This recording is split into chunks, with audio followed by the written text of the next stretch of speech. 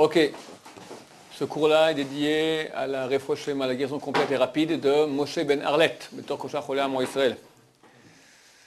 On passe maintenant à la cachérisation des ustensiles pour Pessah. Évidemment, il y en a qui préfèrent acheter des nouveaux ustensiles, des nouvelles casseroles. C'est conseillé parce que c'est plus simple, des fois c'est moins de travail, mais des fois il n'y a pas les moyens non plus. On ne peut pas toujours acheter un nouveau four, acheter un nouveau granit Il y en a qui ont deux cuisines, hein. Il y a des gens qui ont le luxe, qui ont une cuisine Pessah, une cuisine... Bon, mais ce n'est pas notre cas. Donc il y a des lois assez compliquées de cachérisation des ustensiles pour Pessah. Nous verrons les points principaux. Ça vaut la peine quand même d'appeler un rave si on a des questions pour savoir qui, quoi, comment, donc où, parce que des fois il y a beaucoup de détails, on n'aura pas le temps de les voir vu que ces lois sont assez compliquées. En deux mots, de quoi il s'agit. La Torah nous dévoile, lorsque Moshe Rabbeinu part avec le peuple d'Israël en guerre pour conquérir le pays de Midian. Ils partent 12 000 soldats, bien que l'armée israélienne fait 600 000 soldats. 12 000 partent au combat, 1000 par tribu. Que font les 588 000 restants? La moitié pris et la moitié étudie. Les 12 000 partent en guerre et gagnent la guerre. Et ils ramènent un butin très grand. La Torah va d'ailleurs dénombrer ce butin. Et Moshe leur dit, les ustensiles que vous avez maintenant pris des Midianites, qui sont des ustensiles dans lesquels ils ont cuit de la viande de cheval, de la viande d'âne, de la viande de porc, d'accord, des tas de choses qui sont interdites pour nous. Alors, les ustensiles qui sont utilisés sur le feu, directement à sec, ça veut dire des brochettes, une casserole sur laquelle je mets un aliment, mais à sec sur le feu. Alors, moyen d'enlever les parties imbibées d'aliments interdits. Cette brochette, tu as fait une brochette de porc. Maintenant, la brochette, elle s'est imbibée d'un peu de matière de porc. Cette brochette est interdite, on ne peut pas l'utiliser. Alors, qu'est-ce qu'il faudra faire pour la cachériser? Il faudra la même utilisation qu'elle a eue, lui refaire et en plus fort. Ça veut dire, si on prend maintenant une brochette, on la met sur le feu, une brochette avec du porc, si on veut maintenant l'autoriser, il faut la prendre sans porc, bien nettoyer d'abord qu'il n'y ait rien du tout dessus, que ce soit propre, et la mettre sur le feu. Mais pas un feu simple, il faut un feu à un point tel que des étincelles sortent du fer. Vraiment rougir le fer, qu'il soit vraiment rouge, presque à blanc, d'accord, qu'il y ait des étincelles qui sortent de cette brochette. Cette brochette devient permise. Ce qui est utilisé en cuisson, une casserole, d'accord, je cuis maintenant mon escalope de porc, d'accord, un bon jambon, d'accord, de porc que je suis en train de cuire maintenant dans la casserole. Comment on la cachérise? Alors, on prend la casserole, et vu qu'elle a reçu, comme elle a cuit le porc, comment elle a reçu le porc? Par le fait d'une cuisson à eau, je dois maintenant prendre ma casserole, la verser dans une grosse casserole, on prend un grand bidon comme ça plein d'eau, de l'eau bouillante dans laquelle il y a l'eau bouillante où il y a des bulles, d'accord, vraiment à 99-100 degrés, et je trempe la casserole dans l'eau. Ce qui est utilisé maintenant, c'est quoi? On appelle klirishon, d'accord? Peut-être on va parler, il y a le feu, après il y a cuisson dans une casserole qui est sur le feu, on appelle ça klirishon, ustensile numéro 1. Ustensile rishon numéro 1. Il est sur le 1, il est sur le feu lui-même. Maintenant, si j'utilisais un aliment interdit, un ustensile interdit, en y versant un aliment. Par exemple, j'ai maintenant un plat de fer par exemple, dans lequel je verse maintenant j'ai maintenant une soupe de cochon, n'est-ce pas? Alors, je la verse maintenant dans un plat, d'accord? Ce plat-là, comment on va le cachériser? En y versant de l'eau bouillante. Tout simplement. Donc, j'ai pris une fourchette ou une cuillère et j'ai mangé la soupe de girafe. Non, girafe c'est cachère. La soupe de cheval. D'accord? J'ai mangé maintenant de la soupe de cheval. Ou manger aussi de la vache. D'accord? De la vache qui n'a pas été égorgée comme il se doit. Tout ce qui est taref, tout ce qui n'est pas cachère. Alors maintenant, la cuillère, qu'est-ce qu'on en fait? Elle n'était pas sur le feu. On ne l'a pas trempée dans une casserole qui était sur le feu. on n'a pas versé de la casserole sur la cuillère, on l'a trempé dans ce qui s'appelle un klisheni, un deuxième ustensile. L'ustensile numéro 1, c'est celui qui est sur le feu. L'ustensile numéro 2, c'est celui duquel on a versé du 1 dans le 2, le deuxième. Maintenant, j'ai trempé dans le 2. Alors, comment on fait? On prend une casserole, on y verse de l'eau bouillante. Cette casserole, elle est klisheni, elle est deuxième ustensile. Je prends maintenant mes fourchettes et mes couteaux, que d'habitude je n'utilise pas, un couteau ne s'utilise pas en le versant, on ne le trempe pas dans une casserole numéro 1, d'habitude dans un plat, d'accord? C'est une casserole, c'est un plat numéro 2. Et on trempera les fourchettes et les couteaux dans l'ustensile numéro 2, le kli sheni, comme on appelle cela en hébreu. C'est un malouche qui va directement dans le keli rishon. Alors la louche, très bonne question. La louche, qu'est-ce qu'on doit faire? Eh bien, avant de te répondre, je vais encore donner une notion supplémentaire qui n'est pas très bien compréhensible. Les gens ne comprennent pas très bien pourquoi, mais ça explique aussi le pourquoi de cette chose-là. C'est marqué très clairement dans le Shulchan Aruch, dans la halacha. Pour cachériser un ustensile, on le cacharise d'après quel degré? Le feu lui-même, il faut le rougir au feu. Est-ce qu'on le cachérise dans une hagala? Hagala, c'est une cachérisation. Une cachérisation en klirishon, en ustensile numéro 1, en ustensile numéro 2, en versé de numéro 1. Comment? Alors on ira d'après la majorité de son utilisation. Par exemple, une cuillère à soupe. Quelle est la majorité de son utilisation? Klisheni. Deuxième ustensile, tu prends ta soupe maintenant. Mais des fois, tu prends une cuillère et tu la mets directement dans la casserole pour touiller un petit coup. Non, pour goûter de la casserole. La ménagère, elle prend, ça manque de sel, ça manque de poivre. Alors, qu'est-ce qu'on va faire avec cette fourchette-là, avec cette cuillère-là? Est-ce qu'on va faire une agala, une cachérisation en klirishon, vu qu'on l'a trempé une fois, en klisheni, deuxième. Pourquoi? Parce que la majorité d'utilisation d'une cuillère, c'est fait en klisheni. Si j'ai cachérisé un ustensile qui devait être cachérisé dans un keli sheni, je l'ai cachérisé en keli rishoni. C'est certain que si quelqu'un devait cachériser un ustensile dans un klisheni, dans un ustensile numéro 2, il a fait dans une cachérisation qui est plus dure, plus meilleure, en klirishon, ou sur le feu, c'est certain que c'est bien, il n'y a aucun problème. De l'autre sens? Dans l'autre sens, non. Mais même pas médiéval? Rien du tout. Rien du tout. Si quelqu'un doit faire une casserole qui est sur le feu, si maintenant on verse dans de l'eau bouillante, ou on la met dans une casserole klisheni, on n'a rien fait du tout. Il faut la verser dans un kli rishon sur le feu avec l'eau qui bout avec des bulles. C'est pour cela que nous allons, dans tous les cas, d'après l'utilisation habituelle de l'ustensile qu'on veut cachériser. Si son utilisation elle est en kli rishon, ce sera en kli rishon, si en klisheni, en klisheni. Alors ta question maintenant c'est pour une louche. Ben, c'est très simple, il faut demander à ta femme, chère madame, cette louche-là, d'habitude, tu l'utilises comment? Si tu l'utilises dans la casserole, sur le feu, alors il faut la cachériser. Vu que c'est habituellement ainsi, il faut la cachériser dans un bidon d'eau qui est sur le feu avec les bulles klirishon. Si elle l'utilise une fois qu'elle a enlevé la casserole du feu, elle a mis sur le chaï, sur le granit, et là maintenant elle prend pour servir dans les plats. Dans ce cas-là, il suffira de faire un irouï miklirishon. C'est-à-dire on va verser de l'eau bouillante sur la louche. Inutile de tremper la louche dans le klirishon, dans l'ustensile. On peut verser de l'ustensile qui était sur le feu, verser de l'eau sur la louche. Alors de là même une fourchette qui me sert pour la grillade, j'ai une grosse fourchette en fer pour les grillades, ça je dois la cachériser au feu. Au feu, un point tel que des étincelles sortent. Ça veut dire en 2 mois, j'achète une nouvelle.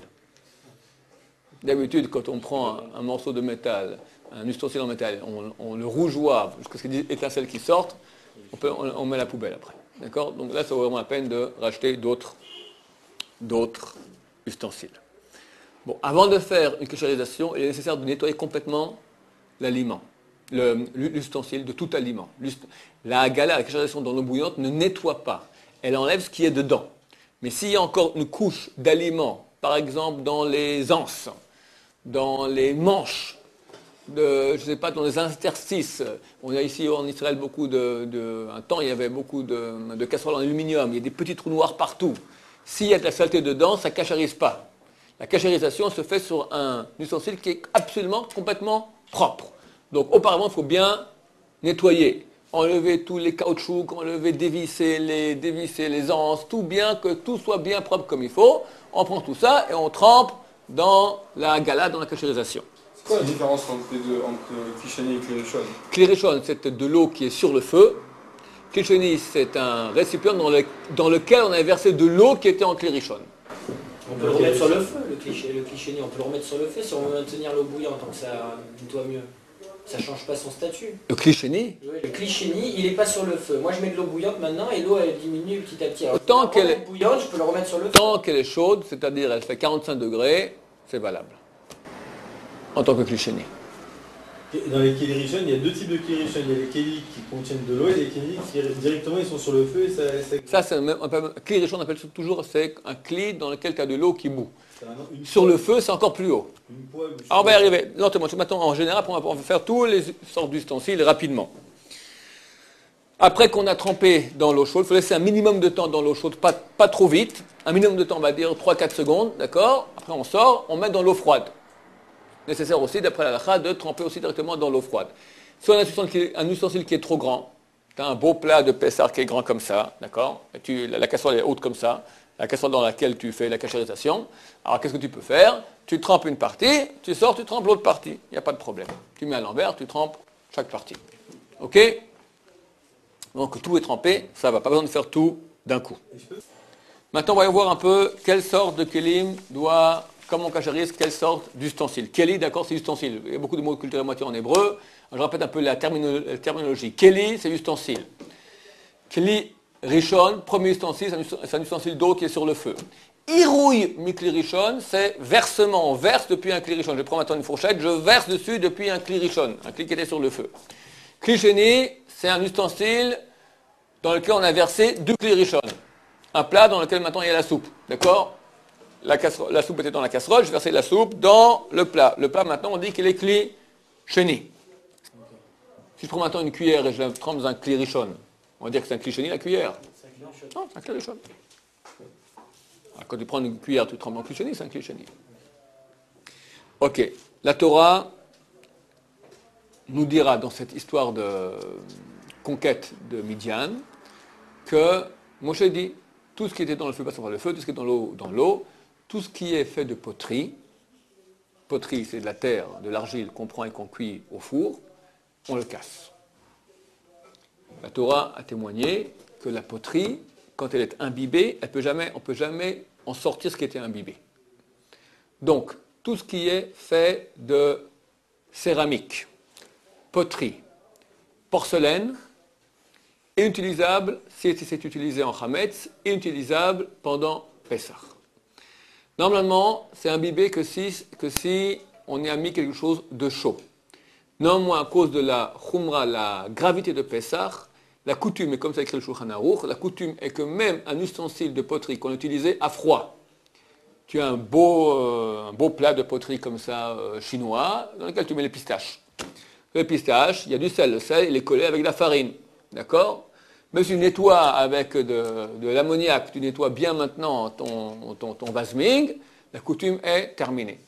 À Pessah, on ne veut pas utiliser un cli, même utilisé froidement, on ne veut pas l'utiliser à froid pendant Pessah. Même si on l'utilise à froid pour le Hametz, on ne veut pas l'utiliser à froid pour Pessah, même si c'est tout propre. Donc, on les met de côté, terminé, on n'utilise pas cela pendant Pessah. Tout ce qui est poterie. Excusez-moi, quand vous dites cuisiner du Hametz, c'est du Hametz Gamour ou bien même si j'ai fait une côte de veau dans ma casserole, est-ce qu'il faudrait que je les cachérise au même titre que s'il y avait du pain dans cette casserole, c'est-à-dire avec le... Si tu as cuisiné que la côte de veau, il n'y a aucun problème. C'est une côte de veau, puis tu as mis un peu de poudre de pain, un peu de farine, Hametz, c'est terminé. Dans le doute, c'est mieux de cachériser tout comme si il y avait du Hametz dedans. Si une fois... Si dans une poêle, je suis sûr qu'il y a jamais eu du Hametz dedans. T'es certain. Sur une grille, quoi, sur un truc pour faire des grillades. Ouais. Ok, ça va. Si c'est certain qu'on a jamais cuisiné du Hametz dessus, ça va. Mais si quelqu'un a voulu prendre son pain 2 secondes et puis faire un peu toaster son pain, terminé. Mais la pita comme ça un peu, hein?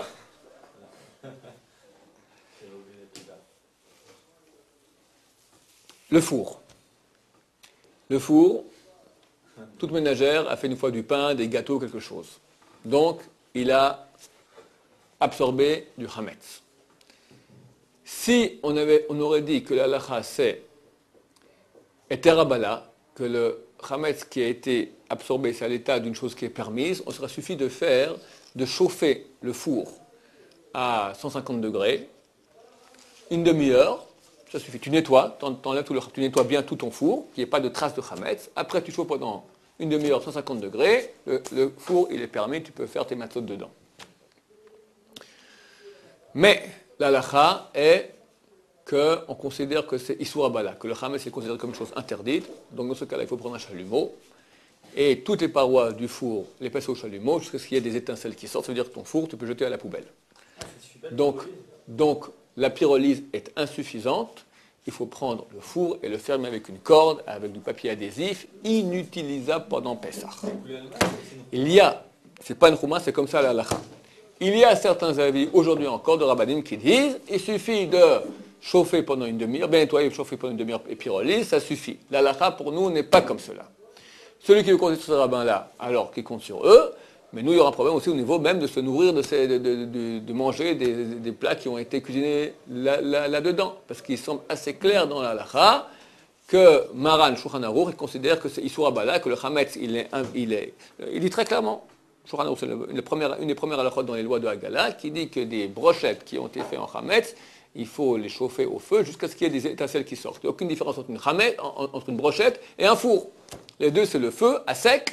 Donc, il faut des étincelles qui sortent. Il y a une différence, la brochette, il y a directement l'aliment. Celui-là, le four, c'est quelque chose qui chauffe l'atmosphère. Et très bien. Il y a un plat en verre. Très bien. Alors s'il n'y a jamais eu de contact physique entre la pâte et le four, et que le plat était toujours entouré de papier aluminium, ça fait qu'il n'y avait pas non plus de vapeur. Alors, le tanour, le four, sera cachérisé de façon beaucoup plus légère. Mais ce n'est pas le cas. Toujours des vapeurs qui sortent, les vapeurs vont, elles montent, et ça interdit, c'est imbibé dans les parois du four, c'est interdit. On m'a dit, le problème c'est les graisses qui sont dans le four. Mais si on met le four à 150 degrés, 300 au maximum, les graisses vont brûler, ils vont tomber, ils vont fondre. Et c'est comme ça qu'on cache. Très bien. La pyrolyse, elle est très très bien pour nettoyer le four. Tu nettoies des graisses, tu nettoies du chametz, tout ce qu'il y a. Ça enlève tout ce qu'il y a. Mais ça n'enlève pas ce qu'il y a dans, ce qui était absorbé dans les parois. Pour faire sortir ce qui est absorbé dans les parois, il faut prendre un chalumeau et sortir avec des étincelles. Après la pyrolyse, on a trouvé des graines de sésame dans le four. Après la pyrolyse. Encore. Voilà. Ah mais le chalumeau, je veux dire, ça tue le four. C'est ce que j'ai dit. Donc, il n'y a pas de solution pour le four. Un four, il y a deux solutions. Ou tu cuisines pas pendant tout Pessah au four, ou tu achètes un petit four, un petit oven pour Pessah, comme on fait au bout d'un moment, quand la femme veut absolument faire des gâteaux pour Pessah. Bon. OK. Un four à micro-ondes. Alors, on va parler tout de suite de tout cela. On va y arriver, Bézat Hashem. Bien que le four, on le rend inutilisable pour Pessah, il faut quand même le nettoyer, parce qu'on ne veut pas qu'il y ait de chametz dedans, au niveau de la potion de chametz. Donc on fera une pyrolyse, on nettoiera bien, on chauffera un petit coup, que tout soit brûlé, pour pas qu'il y ait de chametz dans le four. Le gaz. Le gaz, alors l'endroit du brûleur d'où sortent les flammes, il n'y a aucun problème, pas besoin de le kosheriser, parce que tout le goût qui est dedans, il est nifgam, il est mauvais. Par contre, les trépieds, enfin les morceaux de fer, les grilles sur lesquelles on pose les casseroles. Très souvent, tu fais des pâtes, tu as un peu d'eau avec les pâtes qui est versée là-dessus, et c'est pas en contact sur le feu, donc ces choses-là sont chametz. Alors, la meilleure solution, c'est d'acheter d'autres grilles. Si quelqu'un ne veut absolument pas, alors il faut au chalumeau enlever juste ces étincelles qui sortent, c'est-à-dire que les grilles, tu les mets à la poubelle. Dernière solution qui est possible, si on peut pas faire ni ça ni ça, prendre du papier aluminium gros, assez épais, et entourer toute la grille de papier aluminium. Parce qu'il faut savoir dans les lois de transmission du mauvais goût, si tu as, je vais dire comme ça, j'ai un plat maintenant de viande, une casserole dans laquelle je cuis de la viande, et j'ai maintenant une casserole dans laquelle je cuis du lait. Maintenant, les casseroles se touchent. Si entre les casseroles il n'y a pas d'eau, c'est à sec, rien ne passe. S'il y a un peu d'eau, tout passe. L'eau, elle fait contact pour que ça passe. S'il n'y a pas d'eau, deux casseroles qui se touchent à sec, c'est permis. C'est parce que vous verrez que dans les avions, les plats qu'on reçoit qui sont avec un bon label de cache-route, il y aura toujours 2 couches. Pourquoi? Parce que tu prends, un vol Lufthansa. Que mangent les passagers dans Lufthansa? Ben, une côte de jambon, n'est-ce pas? Maintenant, ils mettent la côte de jambon dans le four. Après, ils prennent ton plat à toi et le mettent dans le four. Le four, il est interdit, plein de jambon. Alors, comment c'est que je peux maintenant manger? Bien que mon plat, moi, il est cachère. Néanmoins, c'est passé dans le four. Vu qu'il y a 2 couches d'aluminium, et qu'entre les deux, c'est complètement sec, donc même si la première, elle absorbe du four, ça ne passe pas dans la deuxième. Donc, ça ne passe pas dans le plat.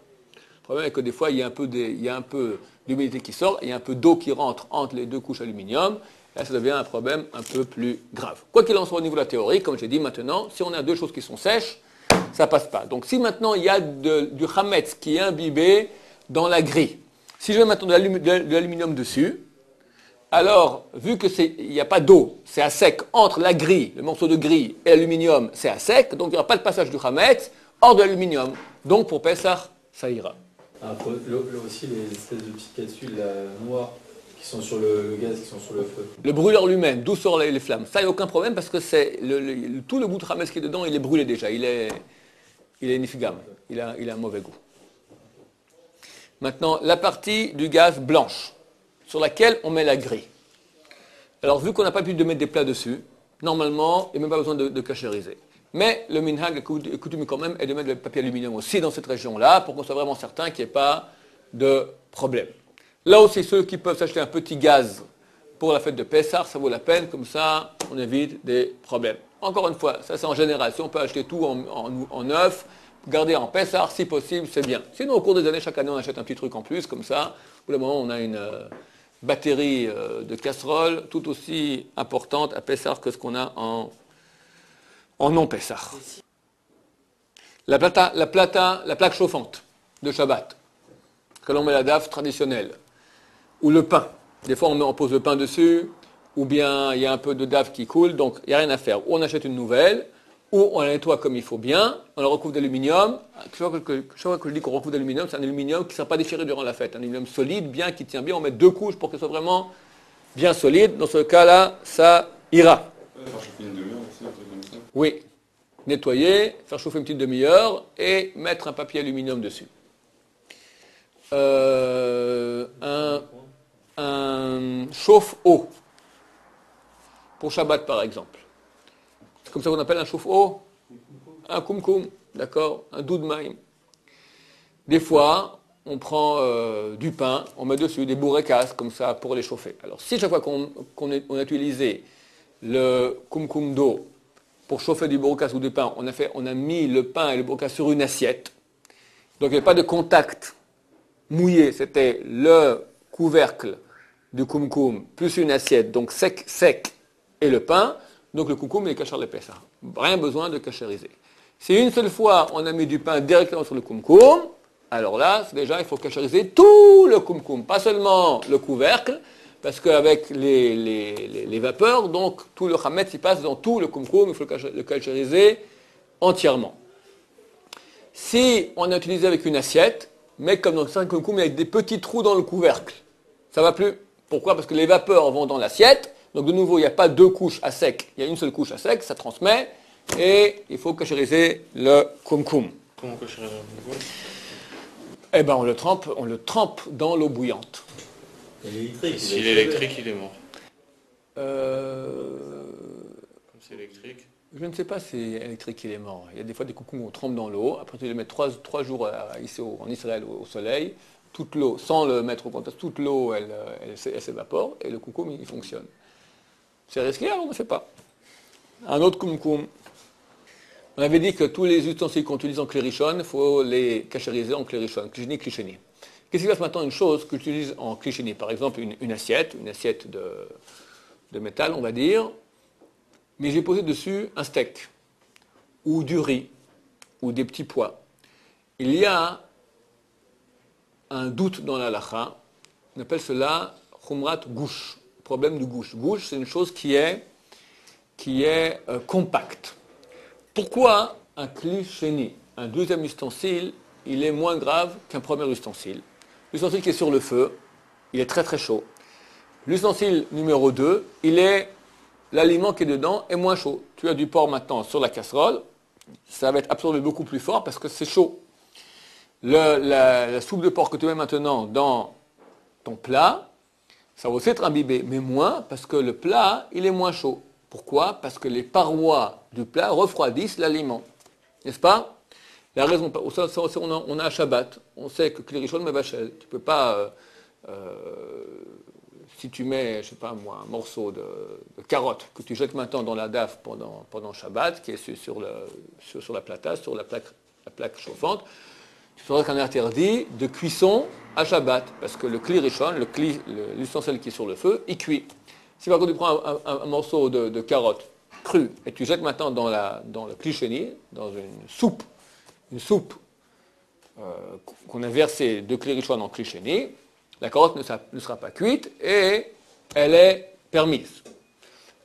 Alors pourquoi on dit cela? Parce qu'on dit que la soupe, elle est refroidie par les parois de l'assiette, elle a une faculté de cuisson beaucoup moindre. Néanmoins, les poskim me disent c'est quand ça? Quand effectivement tu mets une chose liquide dans le plat, le liquide il est en contact, il embrasse toutes les parois du plat et les parois vont refroidir la soupe. Mais si maintenant je prends un morceau de steak, je prends une boulette de viande, je la prends maintenant de la casserole qui est sur le feu, je la mets maintenant de mon assiette. Est-ce qu'on va dire que les parois refroidissent la boulette de viande? Oui, mais très peu, parce que le contact entre la paroi et la boulette de viande, elle est très minime. Tu as du riz. Le riz, c'est des petites boulettes, d'accord? Des petites boulettes, c'est des petits morceaux comme ça, compacts. Alors, est-ce que maintenant on va dire que les parois, elles refroidissent le riz? Tu as du riz en haut, du riz en bas. Est-ce que les parois en bas, elles sont en train de refroidir le riz qui est en haut? Absolument pas. Donc, à Shabbat, le minhag sfaradim, c'est considéré que, une fois que j'ai mis l'aliment dans le Kli Sheni, il ne cuisine plus. Même si c'est une chose qui est compacte. Il y en a qui sont marmirim là-dessus, qui sont sévères sur ce point-là, à dire qu'il faudra faire attention de ne pas, par exemple, mettre du poivre. Quelqu'un qui met du poivre maintenant sur son plat, le poivre risque d'être cuit par la boulette de viande pendant Shabbat. Nous, on n'est pas tellement marmir là-dessus. Encore le rabbin Snabachot, lui, il n'est pas marmir. Hamovdel, il est oui marmir là-dessus. Il faut faire attention de ne pas mettre du poivre sur une boulette de viande parce qu'elle va cuire pendant Shabbat. À propos de Pessah, tout le monde est d'accord à cause de la Khumra, la gravité du Chametz à Pessah, qu'on considère qu'une chose compacte, elle n'est pas en Kli Sheni, elle est considérée comme Kli Rishon. Donc si maintenant quelqu'un a utilisé dans son assiette, il a mis du chametz, il avait une boulette de viande qui est faite moitié avec du pain et de la farine et moitié avec de la viande. D'accord? Il a posé maintenant sur son assiette de métal. Bien que cette assiette de métal a toujours été utilisée en Kli Sheni, elle a un statut de Kli Rishon. Pourquoi? Parce que la chose compacte qu'on a mis dessus maintenant est considérée comme non refroidie, vu qu'elle est compacte. Elle n'est pas refroidie par le paroi du Kli Sheni. Donc c'est comme si maintenant, sans contact, comme si c'est sur le feu. Avec des beignets de courgettes, des beignets de courgettes. Oui. Je les ai fait revenir sur ma poêle, après je les mets sur un plat en fer pour les mettre à table, c'est considéré quand même comme un Voilà, le plat en fer, il faudra le tremper dans un Kli Rishon pour le cachériser. Oui, bien sûr, on parle que c'est chaud, au moins 45 degrés. C'est au moins 45 degrés, c'est absolument rien. La poêle, normalement, on doit pouvoir la tremper dans un Kli Rishon. Mais qu'une poêle, après une ou deux utilisations, est déjà tellement sale, il y a tellement de couches de graisse et d'huile, qu'on même avec de l'acide caustique testé d'enlever, ça ne sort pas. Donc, il n'y a rien à faire, on achètera une nouvelle poêle pour Pessah, et celle-là, on la mettra dans le placard. La machine à hacher la viande, ou toutes les sortes de hacheuses, etc. Alors là aussi, il faudra faire une agala, une cachérisation en Kli Rishon. Parce que le fait que ça va avec une grande pression, ça coupe avec pression, et que des fois on a mis aussi des choses qui sont fortes, quand cette pression est forte, alors c'est considéré comme si c'est une cuisson. Donc il faudra prendre les couteaux, et toutes les parties bien nettoyées, et les tremper dans le bidon d'eau Kli Rishon. Une hacheuse, une broyeuse de café, d'accord? Comment on appelle ça? Un moulin à café. Si on n'a jamais fait dedans du hametz, alors le café, cachère les Pessah, il n'y a aucun problème. Il faut faire attention qu'on n'a pas cuisiné dedans, qu'on n'a pas broyé dedans du hametz. Mais ça, le café, ouais. Un café Segafredo, il y a... Pardon? Du café qu'on achète en France, du café. Je ne sais pas. Du café n'est pas Hametz. Du café qu'on a mis autre chose dedans, peut-être oui, ça dépend de l'autre chose qu'on a mis. Les tables. Ah, le mixeur. Pour faire des gâteaux, comment on fait? On prend un peu de farine, on prend un peu d'eau et bzzz, t'as un mixeur. Normalement, on devrait que prendre comment on appelle ça, les hélices et elles les cachériser au milieu. Parce que l'appareil lui-même, il n'y a aucun problème. La halakha, non. Pourquoi? Parce que vu que tu prends de la farine avec de l'eau et quand tu fais bzzz comme ça et tu as de la farine qui commence à monter un peu partout, ça rentre aussi dans la machine. Et là-bas, par la charge de la machine, avec aussi un peu d'eau, ça devient du chametz. Si tu prends maintenant celle-là pour faire maintenant, tu veux brouiller tes œufs pour faire une omelette, maintenant, une grosse omelette pendant Pessah, alors tu as un peu de chametz qui va tomber de la machine dans l'omelette et ça ne sera pas cachère. Donc le mixeur, c'est-à-dire l'appareil qui sert à mixer la farine avec l'eau qu'on a utilisée en chametz, devra être mis dans le placard du chametz pour Pessah. La table. Une table en bois, le bois est cachérisable. Vu qu'on a utilisé la vérité, on ne devrait même pas devoir le nettoyer. Mais vu qu'on a peur que de temps en temps, des fois on a posé à chaud quelque chose, tu as mangé, tu as pris quelque chose, tu as mis à chaud un bourré-casse, quelque chose de chaud sur la table, un toast que tu as mis sur la table. Donc on prendra de l'eau bouillante et on verse de l'eau bouillante sur la table. Attention, chaque fois qu'on parlera dans tous les cas ultérieurs aussi où on verse de l'eau bouillante, il faut que n'est considéré comme cachérisé que l'endroit où l'eau bouillante est tombée. Pourquoi? Parce que l'eau bouillante, elle tombe, puis après elle va un peu plus loin. Quand elle va plus loin, déjà, elle est plus bouillante. Maintenant, toi, tu viens, tu fais comme ça, tu verses ici, puis après tu continues avec la bouillarde, tu vas là, où l'eau est déjà partie. Qu'est-ce qui se passe? C'est pas valable. Pourquoi? Parce que l'eau, elle est versée sur l'eau. Il faut que ça soit sec. Donc tu verses ici, dans la région aussi où c'est tombé, après tu essuies, tu reprends, tu vas là-bas. Ou tu vas d'un coup rapide, tu fais un coup rapide, avant que l'eau puisse s'étendre. Si l'endroit de la région où l'eau tombe, il est sec, alors c'est cachérisé. Plus loin, c'est déjà plus cachérisé. Si tu prends l'eau et tu la verses sur l'endroit où il y a déjà de l'eau, c'est pas cachérisé. Donc on essuie bien et comme ça.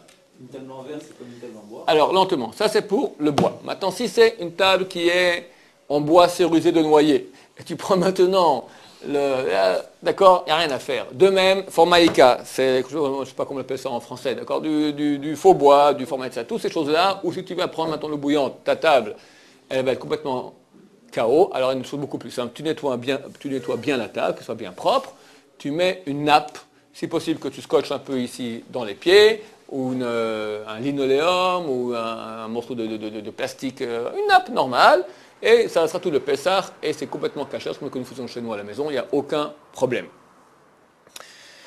J'allais dire pour la table, le mieux c'est pas de la pencher et d'aller de bas en haut avec l'eau. Aussi, très bien, absolument. Astuce. Ils en parlent dans les livres. Et tu mets comme ça, et tu verses en bas, après tu verses en haut, toujours comme ça. Très bien. Très bonne idée. Le frigo. Un frigo, d'habitude, ne s'utilise pas à chaud, qu'à froid. Donc, il suffit de bien nettoyer. Ça prend quand même quelques bonnes heures.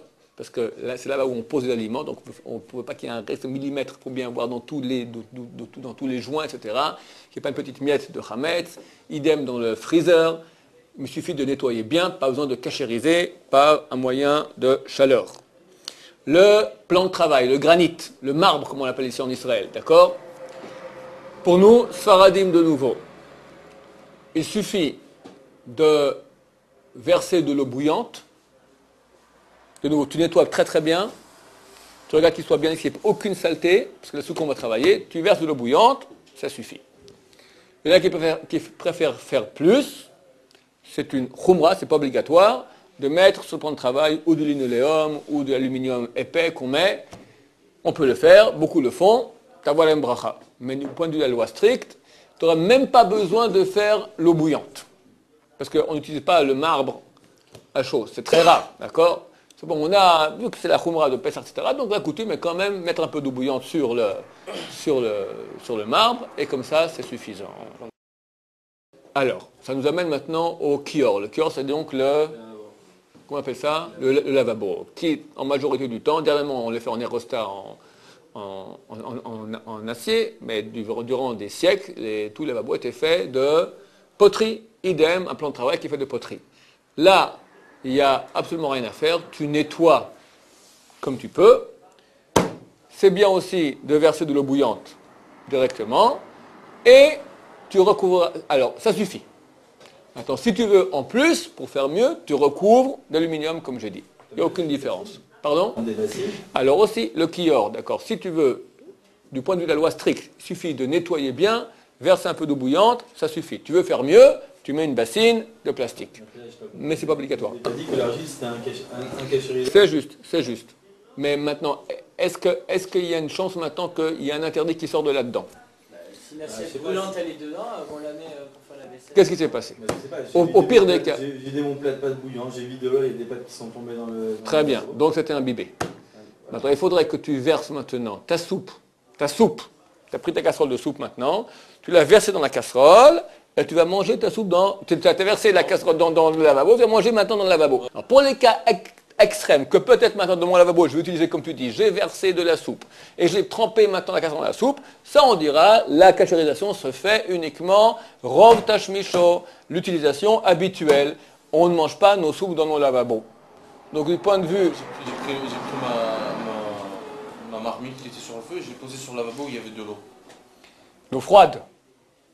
Quoi? L'eau froide. Où est le problème? Vous avez dit dès qu'il y a de l'eau, ça rentre en... C'est deux choses chaudes. Les deux casseroles chaudes, le lavabo il est froid. Et même si tu m'as dit comme ça, admettons que ça passe, c'est pas une chose habituelle. Rares sont les gens qui prennent leur casserole bouillante et qui posent dans le lavabo. Hein?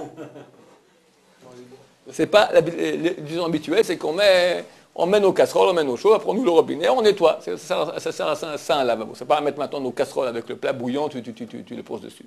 Et même si tu l'as fait, il n'y a aucun problème.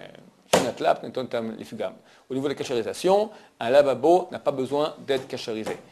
C'est au niveau de la loi stricte. Simplement, vu à cause de la khumra de Pessah, alors bien sûr, on doit nettoyer complètement bien, on nettoiera et on passera aussi l'eau bouillante dessus. Voilà, si on fait encore mieux, on mettra dedans une bassine de plastique. Mais ce n'est pas obligatoire. Et si pendant l'année on a des bassines de plastique, on les cachérise avec l'eau bouillante, les bassines de plastique? Pas besoin, ça revient au même qu'un lavabo. Si tu veux, fais-le. C'est plus simple, tu peux le faire, fais-le. Mais c'est pas... c'est pas obligé. C'est pas obligé. D'autant plus que le plastique, on ne sait pas s'il est tout à fait cachérisable. Est-ce qu'il est solide? S'il est solide, alors tu le trempes dans le clérichon. On verra tout de suite le plastique, comment ça se passe. L'endroit où on pose la vaisselle une fois qu'on l'a lavé, le séchoir. Vu qu'on l'utilise à froid, il n'y a aucun problème, on peut pas besoin de cachériser. Néanmoins, c'est bien d'acheter quand même, si possible, ça ne coûte pas trop cher, un nouveau séchoir à vaisselle. Du point de vue de la loi stricte, ce n'est pas obligatoire. Le micro-ondes. Nouvelle invention qui est sur le marché maintenant. Alors c'est très compliqué. Kebolo carpoto, comme c'est imbibé, comme ça ressort, comme ça on cachérise. Alors comment c'est imbibé? Tu as mis maintenant, tu avais une soupe à l'oignon et croutons, d'accord, avec des croutons de chametz dessus. Tu as fait chauffer maintenant dans ton micro-ondes. Tu as des vapeurs de croutons qui sont absorbées par les parois du micro-ondes. Comment on cachérise? Tu prends un bol d'eau que tu mets dedans. Les vapeurs d'eau vont sortir et vont cachériser et vont sortir toute la matière imbibée de chametz qu'il y a dans le micro-ondes. Néanmoins, la halakha, ça reste un point d'interrogation. Celui qui n'a pas le choix, il lui faut absolument un micro-ondes comme ça. Du point de vue de la loi stricte, il y a des poskim qui disent que ça va. Le mieux, c'est pas utiliser le micro-ondes durant la fête de Pessah. Il y a encore 10 ans, ça n'existait pas. On s'est brûlé son... Avec un four normal. Parce qu'un four normal aussi, c'est les vapeurs qui font qu'il est plus cachère. Oui, mais là-bas, c'est le feu. Dans le four normal, tu as un feu. Dans les micro-ondes, tu n'as pas de résistance, tu n'as rien. Tu as des ondes qui passent. Il y a souvent aussi une résistance en plus. Non, mais c'est pas chaud. Les micro-ondes maintenant, ils font aussi grille ou je sais pas quoi. Alors, si c'est un four, c'est un four. Si c'est un four avec une résistance de chaleur, comme ça vient par la chaleur, il faut que ça sorte par la chaleur. Le micro-ondes, tu as des ondes. Tu n'as aucune source de chaleur. Tu as le plat qui chauffe. Le plat qui chauffe, tu le fais chauffer, la même chose. Tu prends de l'eau, tu fais chauffer. Mais vu que ça reste comme un point d'interrogation, le mieux, quand même, c'est Pessah, pas de micro-ondes. Ceux qui ont les moyens s'achèteront un micro-ondes spécial pour Pessah. Comment on appelle ça? La machine à laver. Le linge ou la vaisselle? La vaisselle, le linge, ça va. La machine à laver la vaisselle. Du point de vue de la loi stricte, il n'y a aucun problème. Pourquoi? Parce que tu as mis dedans des assiettes sales avec du chametz. Comment est le principe de la machine à laver? Ça chauffe, tu as de l'eau bouillante mélangée avec du savon qui vont directement casser l'eau avec le savon, elle casse le bon goût du chametz. Le Shulchan Aruch dit, chapitre 95 des lois de Kashrut, Yoredea, que si maintenant dans une casserole, à l'époque, comment il faisait du shampoing, il prenait de la cendre qu'il y avait dans le four, dans le feu, et jetait ça, mélangeait ça avec de l'eau. Il y a un problème, parce que dans cette cendre-là, il y a des restes de viande et des restes de lait. Or, tu cuis maintenant du viande et de la lait ensemble, ce qui est interdit de la Torah. Dit Shulchan Aruch, vu qu'il y a des cendres, le cendre casse le goût de la viande et du lait, donc il n'y a aucun problème. C'est ce qu'on appelle de nouveau noten tam lifgam. Le goût, il est mauvais. Donc là aussi, tous les ustensiles qu'on a fait dans la machine à laver, tout le goût qui était absorbé dans les parois de la machine à laver, il est mauvais si on est certain que toujours, lorsque on a fait marcher la machine à laver, et là je ne sais pas, je ne connais pas moi personnellement le fonctionnement, il faut demander à des experts, si nous savons que toujours, lorsque ça commence à chauffer dans la machine à laver, il y a déjà du savon, des détergents qui cassent le goût du chametz, donc on pourra utiliser la machine à laver pendant Pessah. Si on a un doute là-dessus, on ne pourra pas. Tout cela, pardon? Une certaine température de l'eau, non? 45 degrés. 45 degrés, c'est déjà considéré comme cuisson. D'accord? Donc à 45 degrés, il faut absolument qu'il y ait déjà du détergent qui soit mélangé à l'eau. S'il y a l'eau bouillante qui tombe tout seul, le goût du chametz il passe dans les parois, et là, ça rend la machine inutilisable pendant la fête. Pour les Sfaradim et non pour les Ashkenazim, le verre n'absorbe rien du tout. Donc, on peut utiliser ces verres qu'on a durant toute l'année, même qu'on y boit de la bière, du whisky, qui sont complètement chametz, on peut utiliser les verres pendant Pessah. Attention, si les verres sont un peu sales, des fois au bout de certains temps, dans le bas du verre, ça devient un peu brun comme ça, là, c'est déjà pas valable. C'est peu que dans cette partie brune, déjà, il y a du chametz qui a été imbibé. Mais si le verre, il est nickel, il est propre, il est transparent, donc, ça va. Les Pyrex. Une vaisselle en verre, alors c'est des assiettes en verre, des plats en verre. Pas de problème.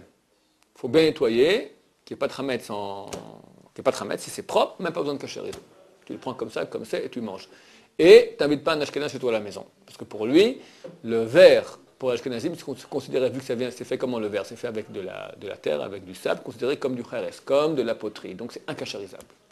Pour nous, ça n'a même pas besoin d'être cachérisé. Pour eux, c'est incachérisable. Donc faire attention qui on invite à la maison. Le Pyrex, Duralex, c'est-à-dire les ustensiles de verre qui supportent des chaleurs très hautes, comme lesquelles on fait des gratins dans le four par exemple, une lasagne, d'accord, par exemple, une lasagne bien sûr sans viande.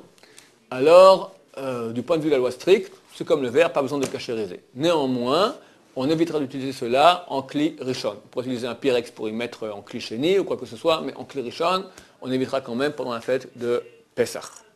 Le plastique. Le statut du plastique aujourd'hui, c'est une chose intermédiaire comme du métal. Comme du métal, pas comme le verre qui n'a pas besoin d'être cachériser, pas comme la poterie qui ne peut pas être cachériser, ça peut être cachériser comme le métal. Donc celui qui utilise des choses en plastique devra le cachériser comme du métal pendant la fête de Pessah. Néanmoins, les morceaux de plastique, les ustensiles en plastique qui sont délicats, ne sont pas cachérisables. Pourquoi? Parce qu'on a peur qu'on ne va pas bien les cachériser. Tu prends maintenant, on va dire, je sais pas moi, un biberon d'enfant. Et avec le bouchon par exemple, maintenant, qu'est-ce que tu as fait? Tu as mis de la daïsa, d'accord, de la semoule pour enfants, je sais pas, un pudding avec du chametz dedans. Maintenant, tu le verses dans le bidon d'eau avec l'eau bouillante, et il risque de ressortir tout complètement quetch, tout complètement fondu. Donc on a peur que la personne ne va pas faire la gala, il ne va pas mettre la température de l'eau à fond comme il faut en train de bouillir. La cachérisation ne sera pas valable. Donc pour tous les ustensiles de plastique qui sont délicats, qui risquent d'être fondus, modifiés par la cachérisation n'est pas valable. On dit, on a peur que la personne ne va pas cachériser comme il faut, donc on interdit tous ces ustensiles-là. Par contre, si c'est fait avec du plastique solide, qui peut supporter une chaleur de 100 degrés pendant quelques secondes, donc la cachérisation sera valable pour le plastique. L'émail. L'émail, c'est un doute. Est-ce que c'est de la poterie? On ne sait pas ce que c'est l'émail. Tu prends un morceau de fer, tu mets dessus une sorte de poudre comme ça que tu chauffes, ça fait Quel est le statut maintenant de cette chose-là? Est-ce que c'est considéré comme du métal ou c'est comme la poterie? On ne sait pas. Donc, dans le doute, on s'abstient et l'émail sera interdit pendant la fête de Pessah. En cela, on finit les lois de caucherisation. Est-il des questions? La vitre céramique. La céramique. Céramique, on dit que c'est comme poterie. Pardon? Couronne fausse dent. La céramique, c'est... Alors, on nettoie très bien et ça suffit. Si On on... peut pas l'enlever. Pardon? Si on a une fausse dent qu'on peut pas enlever. Oui, mais tu l'as jamais utilisé en clérichon, tu n'as pas trempé ta dent sur le feu. donc, on nettoie très bien les dents. Ceux qui ont un dentier qui est portable, je vais expliquer cela, on nettoie bien. C'est bien si ça ne casse pas le dentier, de verser de l'eau bouillante dessus, ça suffit. Sinon, si on n'arrive pas à verser de l'eau bouillante dessus, ça suffit aussi simplement en nettoyant. D'autres questions? Baruch Adonai, merci de votre attention.